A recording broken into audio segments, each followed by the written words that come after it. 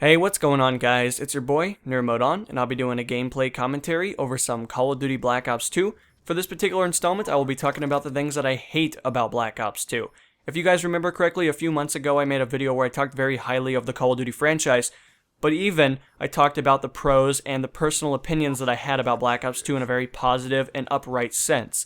With that in mind, I'm going to flip the coin and I'm going to talk about the things that piss me off the most, make me the most angry, and make me not want to play the game as much as maybe I would like to enjoy it.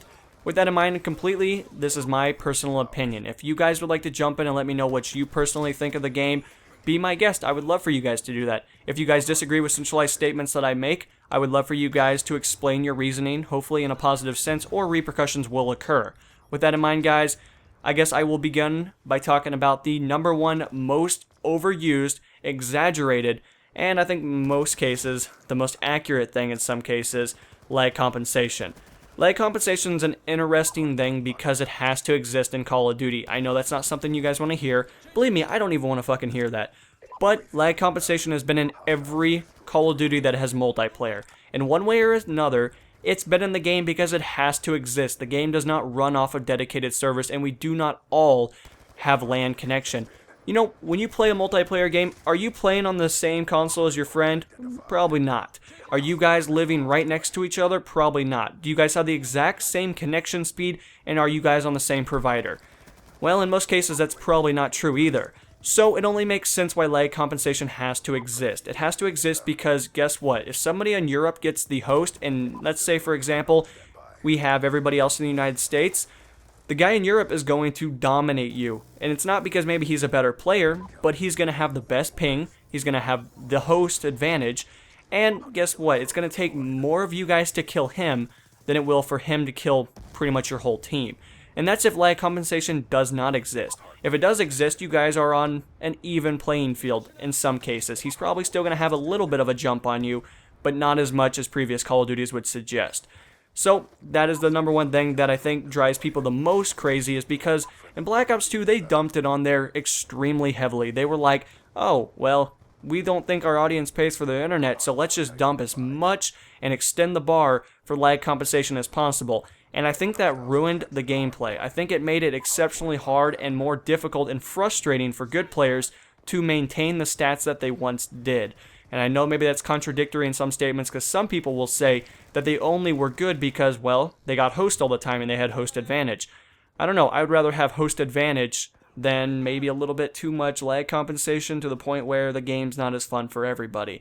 I guess that's an opinion, but of course you guys will have to share some light on it. Another thing that I personally hate with a passion is the map design in Black Ops 2. I feel like the map design was centralized around one gun, or one set of weapons.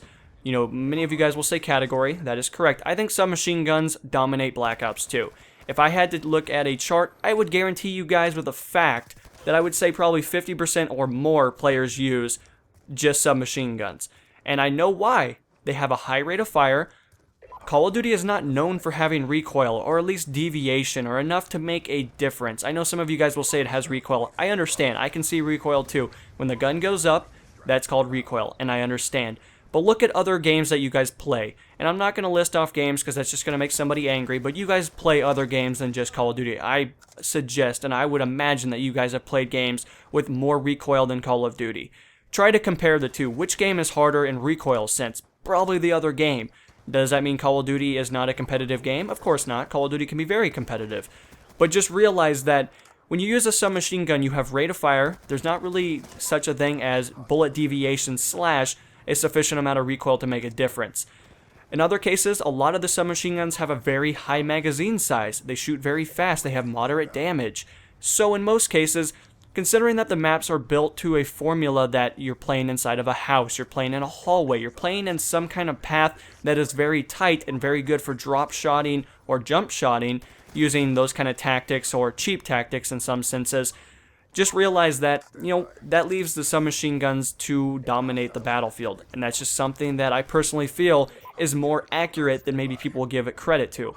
If you look at all the weapons in Black Ops 2, realize that the other categories are at a sufficient disadvantage. Even if they have more damage, damage doesn't mean jack shit if the gun shoots faster. If a gun has more rounds per minute, I don't care if he has 25 damage or 20, you're never going to see a sufficient amount of damage unless you hit the player in the face, because you have a multiplayer that is a little higher than probably shooting them in the limb. Most of you guys will probably know if you shoot somebody in the leg or the arm, it's 0.9 times your multiplier of your damage. That's pretty accurate. In most cases, that's something to take into consideration. But just understand that the other guns, you have to play more defensive with. You have to almost quote-unquote camp with them or control a region of the map. And that's why you don't usually see people running around with a M27 or whatever it's called, drop shotting and running and gunning and having a great time. He's usually playing a little bit more conservative. Not always. I'm not saying that you can't play aggressive, but just realize if you have, a vector, you're probably going to be running around the map. You're probably going to be running and gunning. You're probably going to drop shot. You're going to do everything in your power to maximize your advantage, because the maps, in most cases, suggest that you can do that and you'll be successful. Of course, that's an opinion. Unbalanced weapons. This is a very controversial topic in some senses because not all of you guys agree with unbalancements, but in most cases, Call of Duty is known for having one or more weapons that are exceptionally overpowered. Overpowered being OP.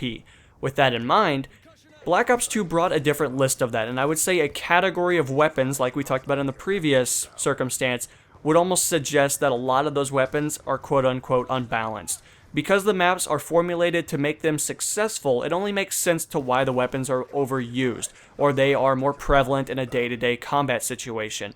With that in mind, when the game first came out, you guys know the power submachine guns. There was 2 of them, and they were the most overused weapons in the game. They had the best magazine size with the optimal amount of damage with a high rounds per minute. They were basically laser beams because they had virtually no recoil, because by the time you emptied the magazine, you probably only went up a couple of centimeters. Nothing really to take into consideration, but they were marked down or tuned down with a patch.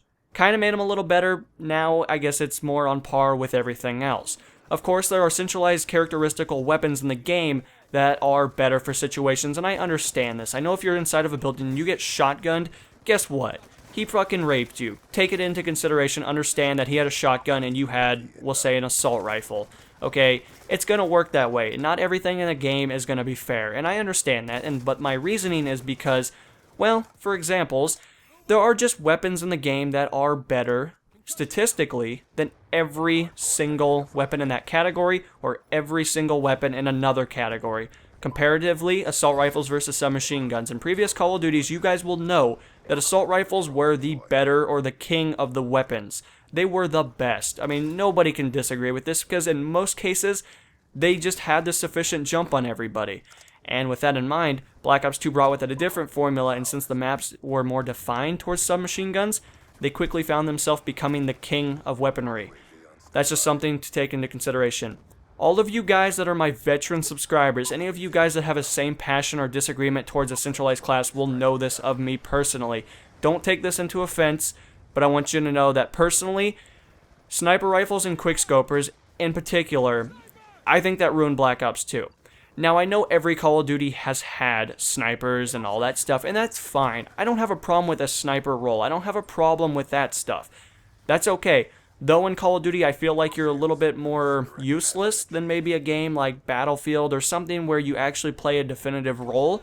In Black Ops 2, I find people just jumping off of shit and just twirling around like little ballerinas. I don't find that to help the game. I know I have friends that like to do this stuff, and that's fine, I guess, in some cases. I mean, if you're in my lobby, there's a good case I'm going to kick you next game and find somebody that wants to play the game, quote-unquote, the right way, or at least be a more competitive player. I know a lot of you guys have grown and made your skills exceptionally well as a quickscoper, and that's cool. That's fine, but I feel like if you ruin other people's experience, maybe there should be repercussions in some sense. And I'm saying as a friend-on-friend basis. You know, if you're in my lobby and you're being a ballerina and that's not what we're doing, well, I mean, of course, I'm not going to play with you probably as much. That's just kind of how this stuff goes. And that's just me. Some of you guys will share my opinion. Some of you guys are probably the best quickscopers in the world. I really don't care. Because I feel like if you miss your first shot and I get killed as a result, whose fault is that really? Probably the guy that missed the shot with a single-fire weapon.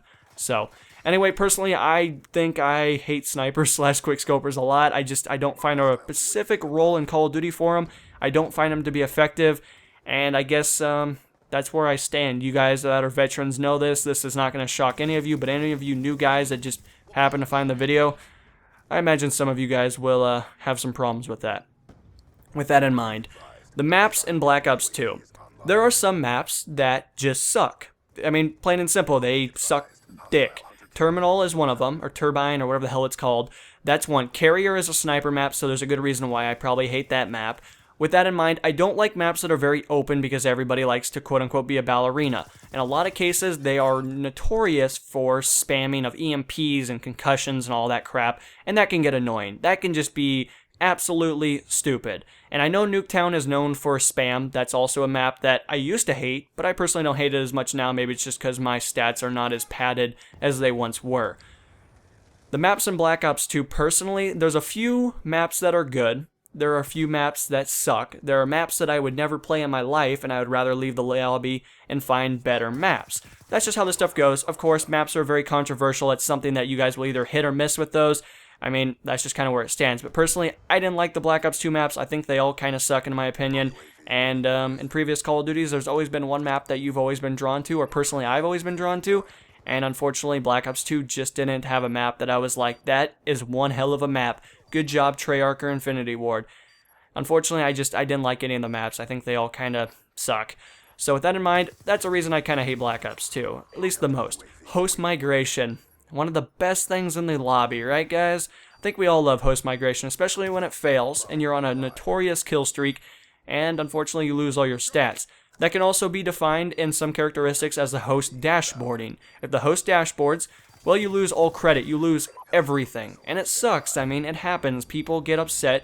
I'm not gonna lie, I used to do it in Black Ops 1 a lot. I used to dashboard a shitload, and the reason I did it is because my stats were so good, but it seems like the people that dashboard now just legitimately suck, like they're just bad, and unfortunately it's time for them to go to bed.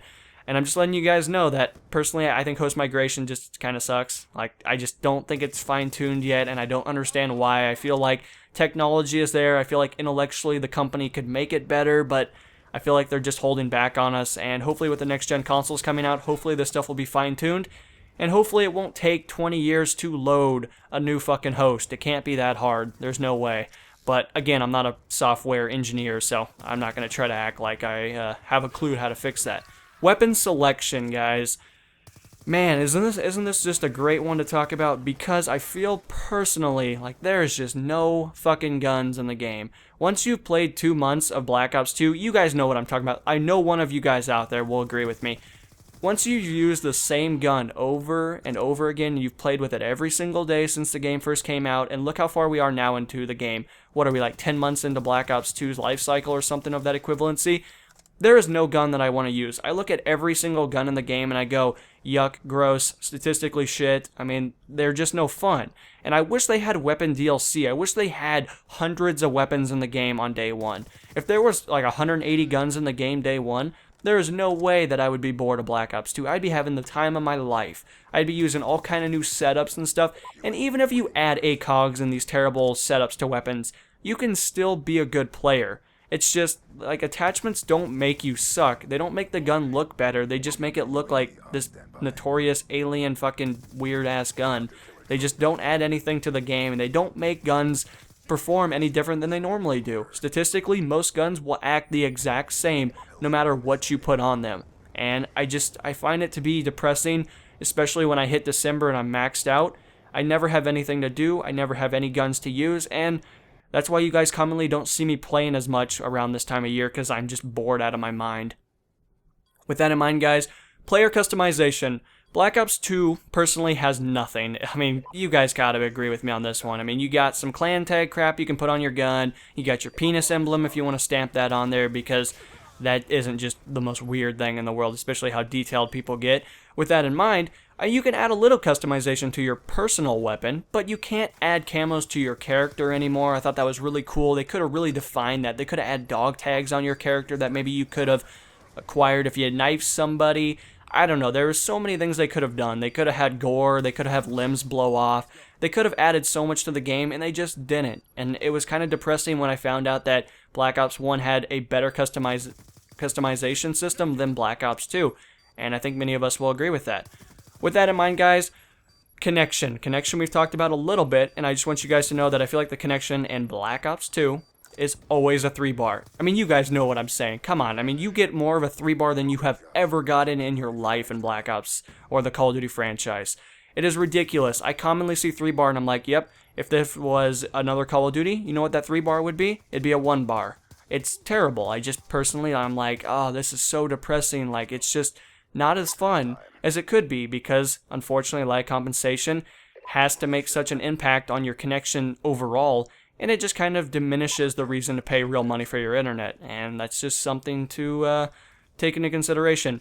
2 game types that I saw that were terminated and or just destroyed in general are Search and Destroy. I have a good friend known as Dylan, and he loves Search and Destroy. I don't know how he can play this crap because you get, what, like 50 points for killing somebody? You get no bonus at the end of the game. Literally, I think you get like 300 points for dominating the other team.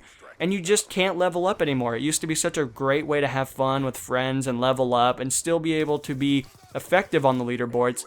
But now, literally, you get paid nothing and you're kind of wasting your time. Your score per minute is drastically decreased if you're a statistic whore. And in most cases, the maps just are not suited towards Search and Destroy because they're so one-sided half of the time. With that in mind, my favorite game type in the entire world, Sabotage, has been terminated from the playlist on day 1 of the game. It's no longer there, and I know some of you guys will say nobody played it, and I will 110% agree with you. Nobody played that fucking game type. But you know what it was notorious for? If you had a shitty win-loss ratio like I did, you could bring your terrible win-loss ratio up drastically in one day. You could make sufficient improvement. Even if you were max level and you had thousands of games played, you could win game after game. You could play 45 seconds a game and win the game and keep playing over and over again, and it would help your win-loss ratio drastically. I know some of you guys will say that's boosting win-loss, but you're playing against a team that you're not boosting. So in most cases, the whole point was to destroy the opposition's bomb as fast as you could. And it was a great little game that you could play with friends, and I do miss it. I hope it does return in the next Call of Duty. Last but not least, the thing that we've all been asking for forever is sound whoring, and I miss sound whoring. In Black Ops 2, personally, I feel like the sound has always been kind of bad. Treyarch is not really known for sound because it seems like their budget is so financially decreased by the time that the game comes out that they never have enough money to finalize the sound.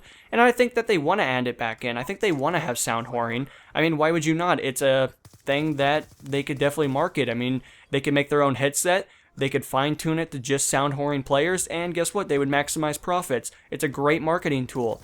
But with that in mind, I do miss sound whoring. I never really abused it as much as like some of these people on YouTube, like, you know, bigger guys that, you know, talk about it all the time.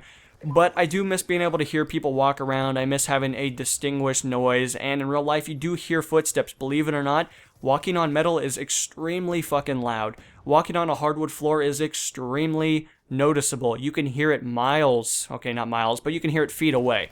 And the whole point was to add to the experience, and unfortunately, just the Call of Duty franchise has kind of terminated that, but in Black Ops 2, I feel like the sound is so diminished and so trashy that you just can't hear a guy sneaking up behind you, breathing down your throat, and it's kind of unfortunate. But anyway, guys, that has been my list. I would love for you guys to add to it, and I will see you guys in the next installment, and this is NMO, and I'll be signing off, guys. Peace.